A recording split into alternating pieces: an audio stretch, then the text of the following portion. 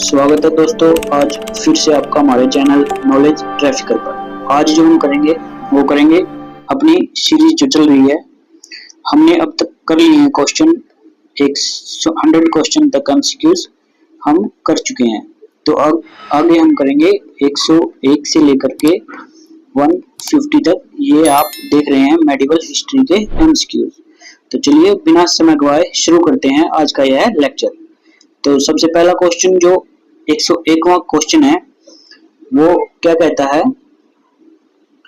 पाल वंश के किस शासक ने अपनी राजधानी बंगाल के गौड़ से मगध, बिहार और उड़ीसा तक फैलाई और परमेश्वर तथा महाराजाधिराज की शीर्षक धारण किए?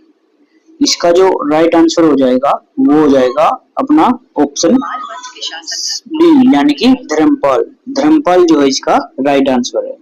जो धर्मपाल थे उन्होंने अपनी राजधानी जो है बंगाल के गौड़ से मगध स्थानांतरित की और बिहार उड़ीसा तक फैलाई और परमेश्वर और महाराजाधिराज जैसे शीर्षक जो है उन्होंने ग्रहण किए थे। साम्राज्य का विस्तार किया। इन्होंने जो शासन किया था वो 770 से लेकर के 810 ईस्वी तक जो है इनका शासन काल हुआ है। और साम्राज्य के विस्तार में कहें तो धर्मपाल ने पाल साम्राज्य का विस्तार बंगाल और बिहार से परे पंजाब, राजपूताना, मालवा और बरार तक किया। कई शासकों ने इनकी जो है अधीनता स्वीकार की। उपाधियां जो है इन्होंने दो उपाधियां ली है, जो है एक है परमेश्वर और दूसरी है महाराजाधिराज। अन्य उपलब्धियां भी हम कह सकते हैं कि एक महान संरक्षक थे। इन्होंने विक्रमशिला विश्वविद्यालय की जो विक्रमशिला विश्वविद्यालय था उसकी संस्थापना भी ये करते हैं। तो चलिए नेक्स्ट क्वेश्चन पर कि नेक्स्ट क्वेश्चन क्या कहता है। अरब यात्रियों ने पाल राजाओं के राज्य को धर्म का राज्य कहा था। पाल वंश का संस्थापक कौन था? ऑप्शन ए है धर्मपाल, बी गोपाल, सी देवपाल, डी रामपाल। इसका जो राइट आंसर है वो हो जाएगा अपना ऑप्शन बी यानी कि गोपाल। जो गोपाल था वो धर्म का राज्य संस्थापक था, यानी कि उनके राज्य को क्या कहा जाता है, धर्म का राज्य। और यह पाल वंश के जो है संस्थापक थे। चलिए, और जो 8वीं शताब्दी में जो उन्होंने पाल वंश की स्थापना की थी, कौन सी शताब्दी में? 8वीं शताब्दी में जो है पाल वंश की स्थापना करते हैं और गोपाल जो है पाल वंश के संस्थापक माने जाते हैं। अरबी यात्रियों का विवरण भी मिलता है। जो 9वीं शताब्दी के मध्य में भारत आने वाले अरबी यात्री जो सुलेमान थे उन्होंने पाल साम्राज्य के विस्तार का और उसकी शक्ति एवं समृद्धि का उल्लेख किया है। और इनकी जो जिस पुस्तक में इन्होंने उल्लेख किया है उसे कहा जाता है रूहमा। क्या कहा जाता है? रूहमा कहा जाता है। इस पुस्तक में जो सुलेमान की पुस्तक है एक अरबी यात्री, उसमें वर्णन मिलता है इनके साम्राज्य की समृद्धि का। तो चलिए नेक्स्ट क्वेश्चन देख लेते हैं कि नेक्स्ट क्वेश्चन जो अपना वो क्या कहता है।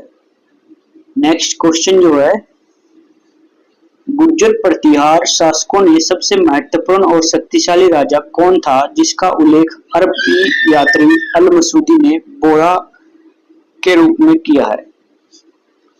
ऑप्शन ए है नागभट्ट प्रथम, बी है महेंद्रपाल, सी है महिर भोज, डी है वत्सराज। इसका जो राइट आंसर हो जाएगा वो हो जाएगा ऑप्शन सी यानी कि महिर भोज। जो अरबी यात्री था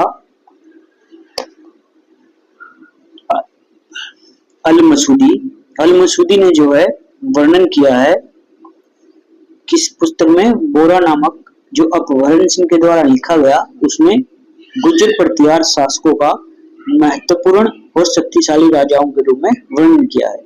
जो महिर भोज होते हैं इनका जो कार्यकाल होता है वो 836 से लेकर के 885 ईस्वी तक का माना जाता है।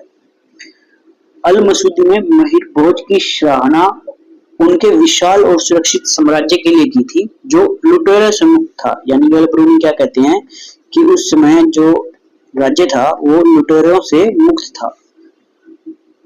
उसने उल्लेख किया था कि प्रतिहार शासकों के पास उस समय भारत में सबसे अच्छी घुड़सवार सेना भी थी।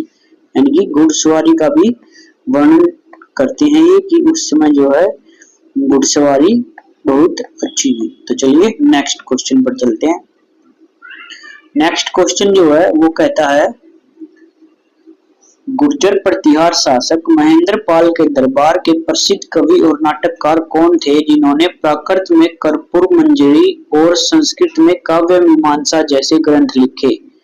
ऑप्शन ए भवभूति, बी जो है वो है राजशेखर, सी बाणभट्ट, डी कल्हण। इसका जो राइट आंसर हो जाएगा वो हो जाएगा ऑप्शन बी यानी कि राजशेखर। जो राजशेखर थे उन्होंने कर्पूर मंजरी और संस्कृत में काव्य मीमांसा जैसे ग्रंथ लिखे थे, जो किसके दरबार में रहते थे? महेंद्र पाल के दरबार में प्रसिद्ध कवि और नाटककार हुआ करते थे। चलिए नेक्स्ट क्वेश्चन देखते हैं। राष्ट्रकूट वंश के किस शासक ने कविराज मार्ग नामक कन्नड़ साहित्य की पहली ज्ञात पुस्तक लिखी और जो स्वयं जैन धर्म के अनुयायी थे? ऑप्शन ए है ध्रुव धारावर्ष, बी है गोविंद तृतीय, सी है कृष्ण प्रथम, डी अमोघ वर्ष। इसका जो राइट आंसर हो जाएगा वो हो जाएगा ऑप्शन डी यानी कि अमोघ वर्ष। अमोघ वर्ष जो थे राष्ट्रकूट शासक यानी कि वंश के शासक थे। कविराज मार्ग नामक कन्नड़ साहित्य की पहली ज्ञात पुस्तक लिखी और ये स्वयं जो है जैन धर्म के अनुयायी थे। जैन धर्म के अनुयायी थे। उन्होंने अपने गुरु जैन भिक्षु जिनसेन से मार्गदर्शन में यह धर्म अपनाया था। किनसे? जिनसेन नामक जो जैन संत थे उनसे जो है इन्होंने जैन धर्म अपनाया था या दीक्षा ली थी। चलिए नेक्स्ट क्वेश्चन पर चलते हैं कि नेक्स्ट क्वेश्चन क्या कहता है। नेक्स्ट क्वेश्चन है, चंदेल शासकों का मुख्य केंद्र क्या था जिसे उस समय जेजा मुक्ति कहा जाता था? Option A Mahoba, B Khajuraho, C Kannauj, D Kalinjar. इसका जो राइट आंसर हो जाएगा वो हो जाएगा ऑप्शन बी यानी कि खजुराहो। खजुराहो जो है मुख्य केंद्र था चंदेल शासकों का जिसे उस समय जेजा मुक्ति कहा जाता था, जेजा के नाम से जाना था। चंदेल वंश के शिलालेखों के अनुसार इस अक्षेत्र का नाम उनके शासक जय शक्ति के नाम पर पड़ा था। इसके नाम पर पड़ा था, जय शक्ति के नाम पर पड़ा था और उसे उपनाम दिया जाता था जेजा का। यह जो शासन था या केंद्र था खजुराहो वह यमुना और नर्मदा नदियों के बीच जो है स्थित था। यानी कि इनका जो शासन एरिया था वो यमुना और नर्मदा के बीच स्थित था। चंदेल वंश ने 9वीं से 13वीं शताब्दी ईस्वी के बीच इस क्षेत्र पर शासन किया। 9वीं से 13वीं शताब्दी के बीच जो है चंदेल शासक इस क्षेत्र पर रहते हैं और राजधानी जो है उनकी खजुराहो होती है। राजधानी क्या होती है? खजुराहो को अपनी राजधानी बनाते हैं। बाद में उन्होंने अपनी राजधानी जो है महोबा को बना लिया था। पहले जो राजधानी थी वो खजुराहो थी, बाद में महोबा स्थानांतरित कर दी जाती है। तो चलिए नेक्स्ट क्वेश्चन देख लेते हैं। मालवा के परमार वंश के किस शासक ने 1000 ईस्वी के आसपास राजधानी थार से शासन किया और जिसे उसकी कला और साहित्य के संरक्षण के लिए जाना जाता था? यानी किस शासक को जाना जाता था? Option A Upendra, B Munja, C Raja Bhoj, D Paramarthi Deva. इसका जो राइट आंसर है वो हो जाएगा ऑप्शन सी यानी कि राजा भोज। राजा भोज वो शासक थे, परमार वंश के शासक, जिन्होंने 1000 ईस्वी के आसपास जो है राजधानी थार में शासन किया और उनके जिसे उसकी कला और साहित्य संरक्षण के लिए जाना जाता था। यानी वो कला और साहित्य के संरक्षक हुए और इस मेन कार्य के लिए इनको जाना जाता था, राजा भोज को। उनकी कुछ प्रमुख उपलब्धियां हैं कि इन्होंने जो है थार में संस्कृत अध्ययन केंद्र की स्थापना की जिसे भोजशाला के नाम से जाना जाता था। जो भोजशाला थी वो क्या थी? संस्कृत विद्यालय था। ठीक है, संस्कृत अध्ययन केंद्र था। इन्होंने कई ग्रंथों की रचना की, जिनमें जो है काव्य, वस्तुकला, ज्योतिष और अन्य विषय शामिल थे। राजा भोज ने भोजपुर शहर की स्थापना भी इन्हीं के द्वारा की गई थी। जो भोजपुर शहर था वो इन्हीं के द्वारा बसाया गया था और इन्होंने कई मंदिरों एवं विशाल झीलों का निर्माण किया था। चलिए नेक्स्ट क्वेश्चन पर चलते हैं। गुजरात के सोलंकी शासक भीमा प्रथम के शासनकाल में महमूद गजनी ने किस मंदिर पर सबसे कुख्यात आक्रमण किया था?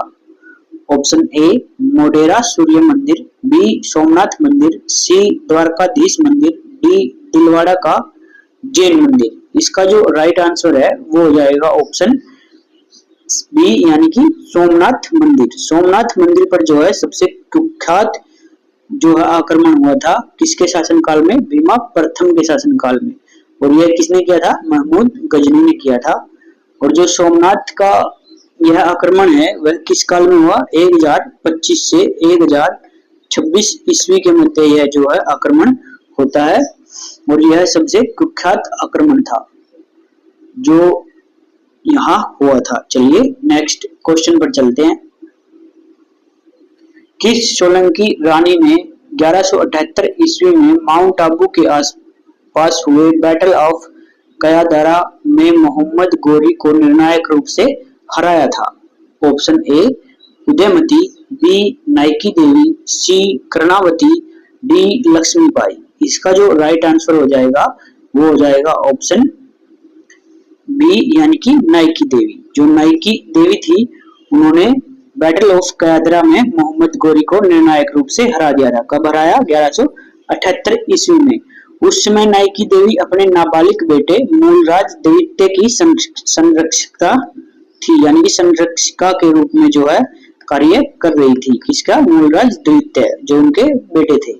नाइकी देवी का जो रणनीतिक रूप से एक जगह बन चुकी थी और मोहम्मद गोरी की सेना को रेगिस्तान पार करने की थकावट का फायदा मिला और जो थकावट हो गई थी मोहम्मद गोरी की सेना को, तो उससे रानी को जो है फायदा मिला। इस हार के बाद मोहम्मद गोरी जो है गुजरात से पीछे हटा और फिर गुजरात की ओर से भारत पर आक्रमण करने का प्रयास कभी नहीं किया। तो चलिए नेक्स्ट क्वेश्चन देख लेते हैं कि नेक्स्ट क्वेश्चन क्या कहता है। होयसल राजवंश के किस शासक ने जैन धर्म छोड़कर रामानुज के प्रभाव में वैष्णव धर्म को अपनाया और बेलूर में चन्नव केशव मंदिर का निर्माण करवाया? ऑप्शन ए है नृप कामा, बी वीर बल्लाल द्वितीय, सी विष्णुवर्धन, डी वीर बल्लाल तृतीय। इसका जो राइट आंसर है वो हो जाएगा ऑप्शन सी यानी कि विष्णुवर्धन। जो विष्णुवर्धन हुए वो होयसल राजवंश के शासक थे। किस वंश के थे? होयसल राजवंश के। इन्होंने पहले जैन धर्म अपना रखा था, उसको छोड़कर ये रामानुज के प्रभाव में आते हैं और वैष्णव धर्म को अपना लेते हैं। इन्होंने बेलूर में चन्नक केशव मंदिर का निर्माण कराया था, जिनका जो मूल नाम था उनका नाम था बिट्टी देव या विठल देव। क्या नाम था? विठल देव इनका नाम था। और धर्मांतरण करने के बाद जो है ये है किस धर्म में आगे? वैष्णव धर्म में। उनके बाद यह है मंदिर का निर्माण करवाते हैं और यह मंदिर का निर्माण जो है ये 1117 ईस्वी में करवाया जाता है। चलिए नेक्स्ट क्वेश्चन देखते हैं। काकतीय राजवंश जो था, काकतीय राजवंश की किस महिला शासक को जो है पुरुष की तरह पोशाक पहनकर शासन किया, जिसकी प्रशंसा इतालवी यात्री मार्को पोलो ने भी की थी? तो इसका जो राइट आंसर है वो है रुद्रमा देवी। जो रुद्रमा देवी हुई वो काकतीय राजवंश की एक महिला शासिका थी। वह पुरुष की तरह जो है पोशाक पहनकर शासन करती थी और इसकी प्रशंसा जो है इतालवी यात्री मार्को पोलो ने भी की है। चलिए नेक्स्ट क्वेश्चन देख लेते हैं। कलिंग के पूर्वी गंगा राजवंश के किस शासक ने कोणार्क सूर्य मंदिर का निर्माण करवाया? Option A Anant Varman, B Narasimha Deva प्रथम, सी कपिलेंद्र, डी पुरुषोत्तम देव। इसका जो राइट आंसर हो जाएगा वो हो जाएगा ऑप्शन जो है बी यानी कि नरसिंह देवा प्रथम के द्वारा जो है पूर्वी गंग राजवंश के शासक थे जिन्होंने कोणार्क सूर्य मंदिर का निर्माण करवाया था। जो इस मंदिर का जो निर्माण है वह 1250 ईस्वी में हुआ था और यह सूर्य को समर्पित है। हिंदू वास्तुकला शैली का उत्कृष्ट उदाहरण है। यह 1200 शतपथियों ने 12 वर्षों में इसका निर्माण करवाया था। शासक जो थे इस समय वो थे नरसिंह देव प्रथम और राजवंश था पूर्वी गंग राजवंश। समर्पण था सूर्य को। और अतिरिक्त जानकारी में अगर कहें तो इसको यूनेस्को वर्ल्ड हेरिटेज साइट में शामिल कर लिया गया है। चलिए नेक्स्ट क्वेश्चन पर चलते हैं। 2021 में यूनेस्को विश्व धरोहर स्थल घोषित किया गया था रंपा मंदिर, जो कि काकतीय की वास्तुकला को दर्शाता है। किस राजा के समय यह निर्मित हुआ था? Option A Rudrama Devi, B Ganapati Deva, C Pratap Rudra, D Beta प्रथम। इसका जो राइट आंसर है वो हो जाएगा ऑप्शन सी यानी कि प्रताप रुद्र के समय जो है यह बनवाया गया था। और ये जो बना था वो कब बना था? 1213 ईस्वी में।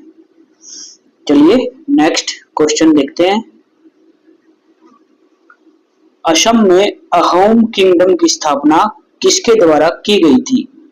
ऑप्शन ए हरजरा वर्मन, बी सुखवा, सी लक्ष्मण सेन, डी महेंद्र वर्मन। इसका जो राइट आंसर है वो हो जाएगा ऑप्शन बी यानी कि सुखफा। जो सुखफा थे पूरा नाम था इनका चलो लूंग सुखफा, इसका पूरा नाम था। इन्होंने 13वीं शताब्दी में जो है अहोम किंगडम की जो है स्थापना की थी।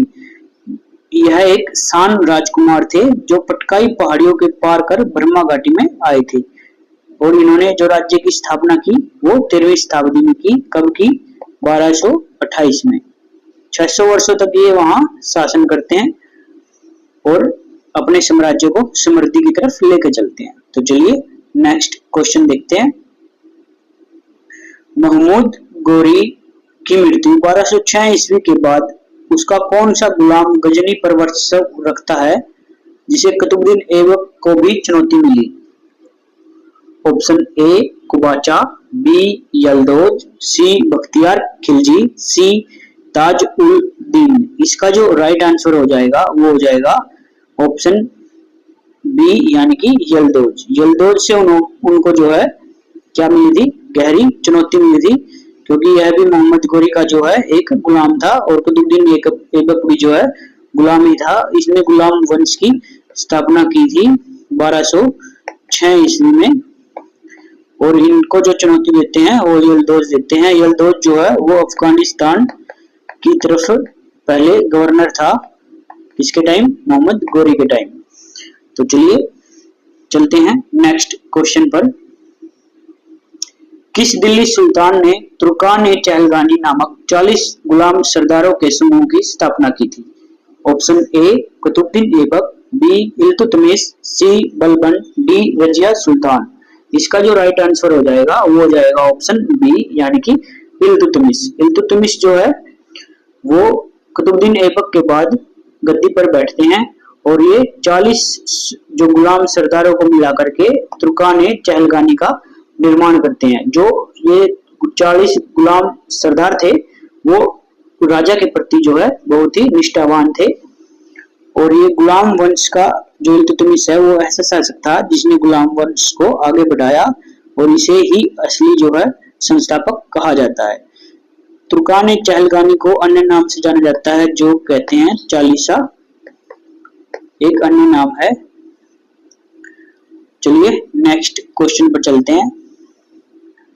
इल्तुतमिश द्वारा जारी किए गए दो मुख्य सिक्के कौन से थे जो दिल्ली सल्तनत के मानक बन गए? ऑप्शन ए रुपया और दम, बी दिनार और दिरहम, सी टंका और जीतल, डी मोहर और पैबोस। इसका जो राइट आंसर है वो हो जाएगा ऑप्शन सी यानी कि टंका और जीतल। जो टंका था वो सिल्वर का था और जीतल जो था वो कॉपर का था। जो चांदी के सिक्के थे टंका और तांबे का था जीतल। ये दोनों सिक्के लगभग 175 जो है ग्रेन के हुआ करते थे, मानक भार के लिए प्रचलित थे। इल्तुतमिश शुद्ध अरबी शैली में नियमित करता है इन सिक्कों को।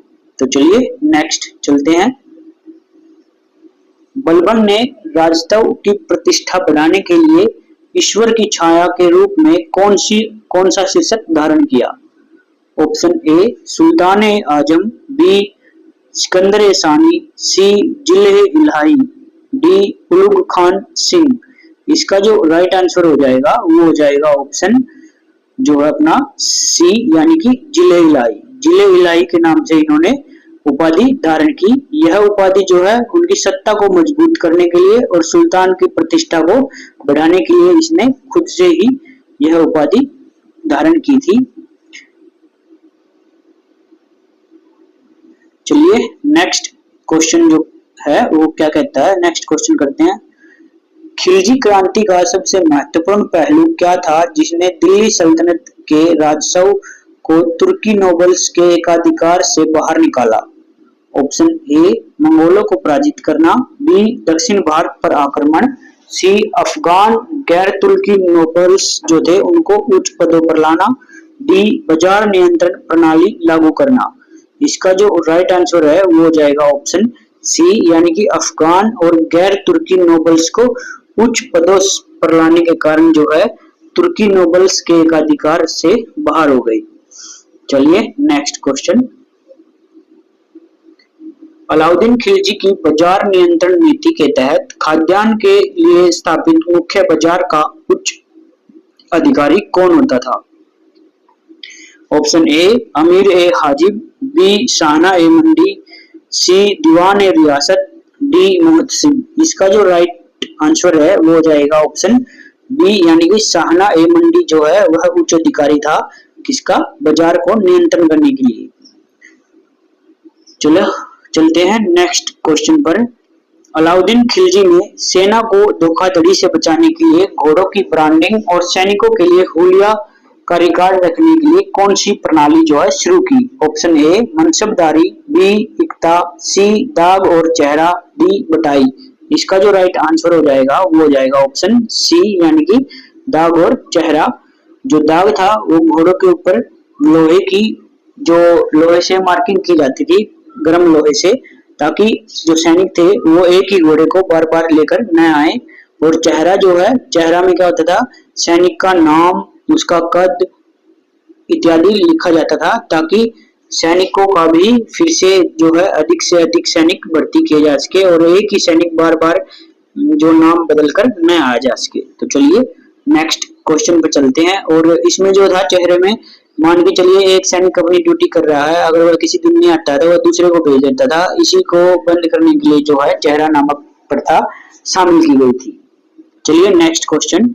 मोहम्मद बिन तुगलक के शासन काल में टोकन करेंसी के रूप में जारी किए गए कांस्य सिक्के का मूल्य किस सिक्के के बराबर रखा गया था? ऑप्शन ए गोल्ड दिनार, बी सिल्वर जीतल, सी सिल्वर टंका, डी कॉपर दाम। इसका जो राइट आंसर हो जाएगा वो हो जाएगा ऑप्शन सी, यानी कि सिल्वर के टंके के बराबर रखा गया था। किसका? कांस्य के सिक्के का मूल्य सिल्वर के टंके के मूल्य के बराबर रखा गया था। चलिए नेक्स्ट क्वेश्चन। मोहम्मद बिन तुगलक की सबसे विवादास्पद परियोजना कौन सी थी जिसके दौरान उसने कई अधिकारियों और सूफी संतों को उत्तर से दक्षिण स्थानांतरण होने के लिए कहा? ऑप्शन ए खुरासान अभियान, बी टोकन करेंसी का प्रचलन, सी राजधानी का परिवर्तन, डी दोआब में कराधान। इसका जो राइट आंसर हो जाएगा वो हो जाएगा ऑप्शन सी, यानी कि राजधानी परिवर्तन। मोहम्मद बिन तुगलक ने जो है अपनी राजधानी दिल्ली से दौलताबाद या देवगिरी बना ली थी। इसके कारण वह कई संतों को जो है वहां शिफ्ट होने के लिए कहता है और खुद भी कुछ समय के लिए वहां चला जाता है। चलिए नेक्स्ट क्वेश्चन। किस तुगलक शासक ने इक्ता प्रणाली को वंशानुगत बनाकर नोबल्स को संतुष्ट करने की कोशिश की जिससे सल्तनत की शक्ति कमजोर हुई? Option A Muhammad bin Tughlaq, B Firoz Shah Tughlaq, C Ghiyasuddin Tughlaq, D Nasiruddin Muhammad. Mahmud. इसका जो राइट आंसर हो जाएगा वो हो जाएगा ऑप्शन बी यानी कि फिरोज शाह तुगलक। फिरोज शाह तुगलक जो है उसने एकता प्रणाली को वंशानुगत बनाकर नोबल्स को संतुष्ट करने की कोशिश की, जिससे कि जो सल्तनत की शक्ति थी वो कमजोर हुई। फिरोज शाह तुगलक ने दीवान बंदगान नामक एक नेक्स्ट क्वेश्चन है कि फिरोज शाह तुगलक ने दीवान बंदगान नामक एक अन्य विभाग को क्यों स्थापित किया था? ऑप्शन ए गरीबों को दान देने के लिए, बी गुलामों के प्रबंधन के लिए, सी राजस्व एकत्रित करने के लिए, डी नहरों के निर्माण के लिए। इसका जो राइट आंसर है वो हो जाएगा ऑप्शन बी यानी कि स्लेव्स जो थे गुलाम उनके प्रबंधन के लिए इसने जो है दीवान बंदगान नामक एक अन्य अलग विभाग की स्थापना की। अलग विभाग जो था इस समय जो है करीब 1,80,000 जो है इसके शासनकाल में गुलाम हुआ करते थे। दासों के प्रबंधन के लिए और शाही कारखानों में रोजगार के लिए जो है इन जो गुलामों को रखा जाता था। दासों को शिक्षा एवं व्यवसायिक प्रशिक्षण भी दिया जाता था ताकि वे राज्य की सेवाओं में योगदान दे सके। इसके समय में जो है फिरोज शाह तुगलक के समय में दासों के जो गिनती है या संख्या है उसमें एक बहुत बड़ी बढ़ोतरी देखी गई थी। चलिए नेक्स्ट क्वेश्चन पर चलते हैं कि नेक्स्ट क्वेश्चन क्या कहता है। तैमूर लंग ने 1398 ईस्वी में दिल्ली सल्तनत पर किसके शासनकाल में आक्रमण किया था? Option A Firoz Shah Tughlaq, B Muhammad bin Tughlaq, C Nasiruddin Mahmud, D Sikandar Lodi. इसका जो राइट आंसर हो जाएगा वो हो जाएगा ऑप्शन सी यानी कि नसीरुद्दीन महमूद। नसीरुद्दीन महमूद के समय जो है तैमूर लंग जो है आक्रमण करते हैं और यह आक्रमण जो है 1398 ईस्वी में होता है, जब दिल्ली का सल्तनत जो है किसके शासन काल में होती है? नसीरुद्दीन महमूद के। आक्रमण का क्या परिणाम होता है कि इस आक्रमण में कारण दिल्ली सल्तनत बहुत कमजोर हो गई और तुगलक वंश का जो है क्या हो गया? पतन हो गया। चलिए नेक्स्ट क्वेश्चन देखते हैं। सैयद वंश का संस्थापक खिजर खान ने कौन सा पद स्वीकार किया था? ऑप्शन ए सुल्तान, बी अमीर, सी तैमूर ए वायसराय, तैमूर का वायसराय, डी अमीर उल उमरा। इसका जो राइट आंसर है वो हो जाएगा ऑप्शन सी यानी कि तैमूर का वायसराय के रूप में जो है इसने पद स्वीकार किया था और इसने 1414 में क्या किया था? सैयद वंश की स्थापना की थी। तैमूर लंग के भय के कारण इसने जो है यह उपाधि धारण की और इसने इसे जो है रैयत आला और मसनद ए आली का पद स्वीकार किया था। उसके शासनकाल में सिक्के जो है तैमूर के नाम पर ढाले जाते थे, यानी कि तैमूर के नाम पर ही यह अपने जो है सिक्के ढाला करता था। इसने अपने खुद से सिक्के नहीं चलाए। चलिए नेक्स्ट क्वेश्चन पर चलते हैं। लोधी वंश के किस शासक ने 1504 ईस्वी में आगरा शहर की स्थापना की और गजे सिकंदरी नामक मापन इकाई की शुरुआत की? Option A Bahlol Lodi, B Ibrahim Lodi, C Sikandar Lodi, D Alam Shah. इसका जो राइट आंसर है वो है ऑप्शन सी यानी कि सिकंदर लोधी। सिकंदर लोधी ने जो है 1504 में गजे सिकंदरी नामक एक पैमाना दिया और 1506 में इसने जो है अपनी राजधानी कहाँ स्थानांतरित की? किसको बनाया? आगरा को अपनी राजधानी बनाया था। गजे सिकंदरी जो है 32 अंकों का जो है एक क्या होता था? मापन की इकाई होती थी और जो 39 इंच के बराबर था। और सिकंदर लोधी जो है लोधी वंश का दूसरा शासक था। इसने गजे सिकंदरी नामक खेतों की पैमाइश के लिए यह जो है मापन इकाई दी थी। चलिए नेक्स्ट क्वेश्चन पर चलते हैं। विजयनगर साम्राज्य में सैनिकों और प्रशासनिक सेवाओं के बदले भू राजस्व वसूलने के लिए सैन्य कमांडरों को जो क्षेत्र सौंपा जाता था उसे क्या कहते थे? Option A iqta, B jagir, C amaram, D taraf. इसका जो राइट आंसर हो जाएगा वो हो जाएगा ऑप्शन सी यानी कि अमरम। उसे क्या कहा जाता था? अमरम कहा जाता था।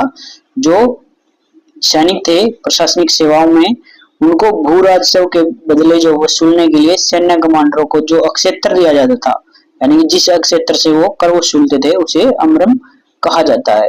चलिए नेक्स्ट क्वेश्चन क्या कहता है, विजयनगर के प्रशासन में गांव के मामलों को देखने के लिए केंद्र सरकार द्वारा नियुक्त 12 अधिकारियों को क्या कहा जाता था? Option A amaranayaka, B amaram, C Ayyangar, D महारानक।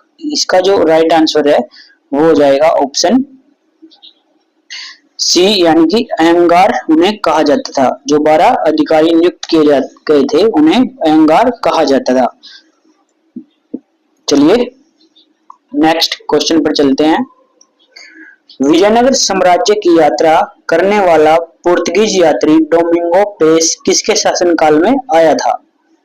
Option A Devaraya प्रथम, बी देवराय द्वितीय, सी देवराय कृष्णदेवराय, डी राम राया सही। इसका जो राइट आंसर है वो हो जाएगा ऑप्शन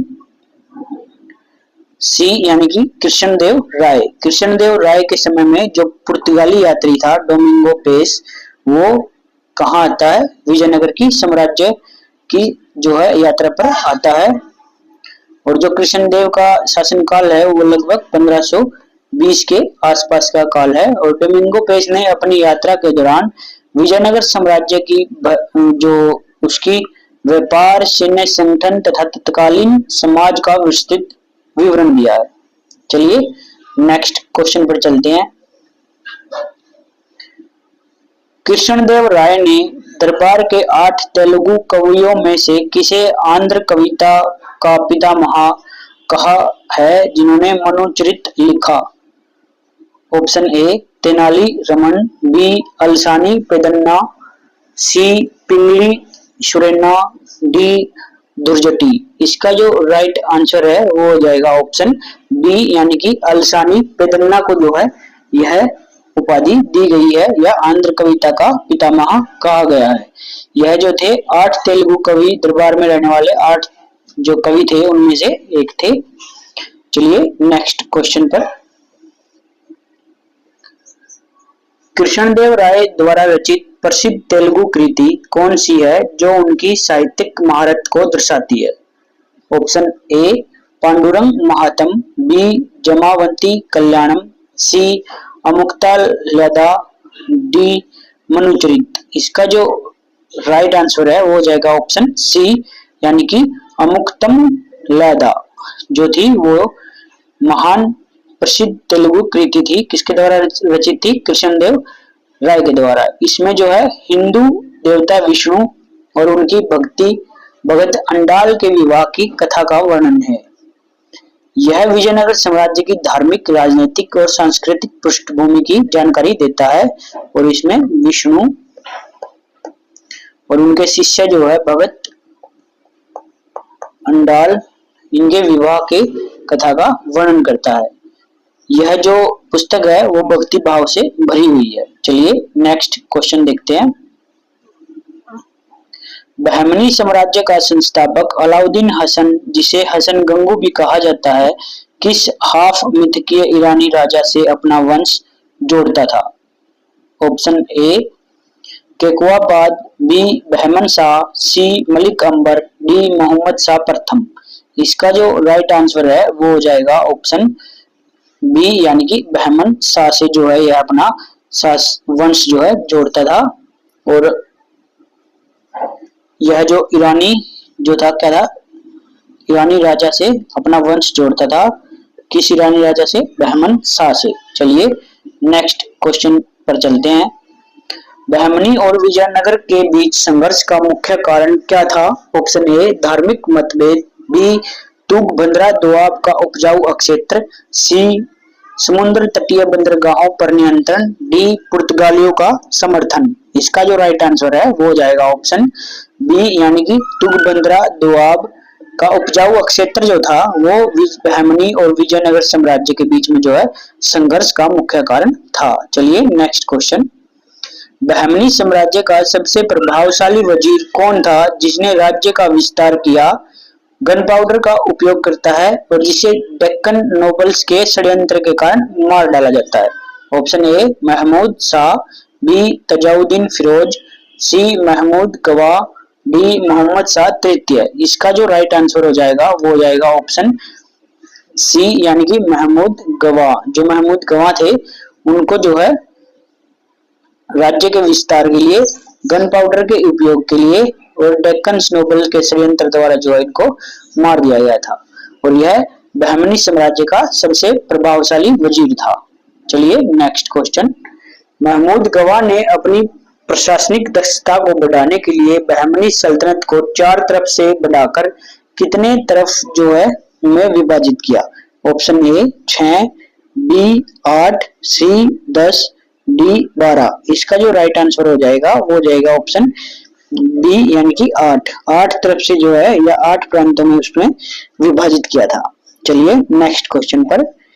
बहमनी साम्राज्य के विघटन के बाद बने 5 डेक्कन सल्तनतों में से किस सल्तनत ने गोल गुंबज का निर्माण करवाया था? Option A Ahmednagar, B Bidar, C Bijapur, D Golconda. इसका जो राइट आंसर है वो जाएगा ऑप्शन सी यानी कि बीजापुर। जो बीजापुर सल्तनत थी उसने गोल गुंबज का निर्माण करवाया था और बीजापुर सल्तनत के संस्थापक कौन थे? आदिल शाह, गोलकुंडा के कुतुब शाही, बीदर के शाही बरीद और अहमदनगर के थे निजाम शाही। चलिए नेक्स्ट क्वेश्चन पर।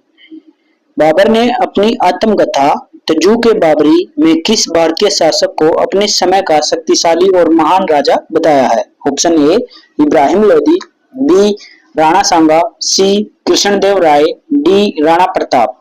इसका जो राइट आंसर हो जाएगा वो हो जाएगा ऑप्शन सी यानी कि कृष्णदेव राय को जो है महान और शक्तिशाली राजा बताया है। किसने? बाबर ने। किसने बताया? तजू के बाबरी, जो बाबर की आत्मकथा है। चलिए नेक्स्ट क्वेश्चन पर।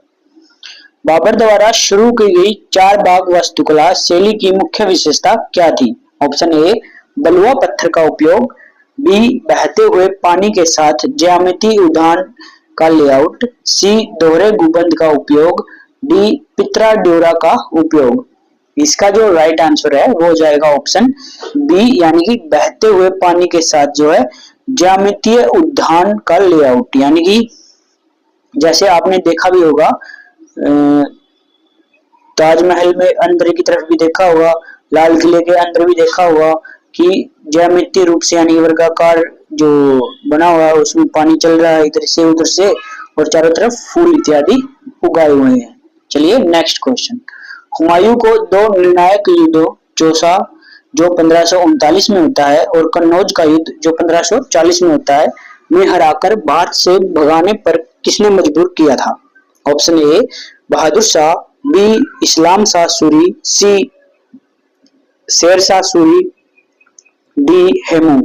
इसका जो राइट आंसर हो जाएगा वो हो जाएगा ऑप्शन सी यानी कि शेरशाह सूरी। शेरशाह सूरी ने जो है 1540 में हुमायूं को भागने पर मजबूर कर दिया और 1540 में यह दिल्ली सल्तनत पर या दिल्ली की गद्दी पर शेरशाह सूरी का अधिकार हो जाता है।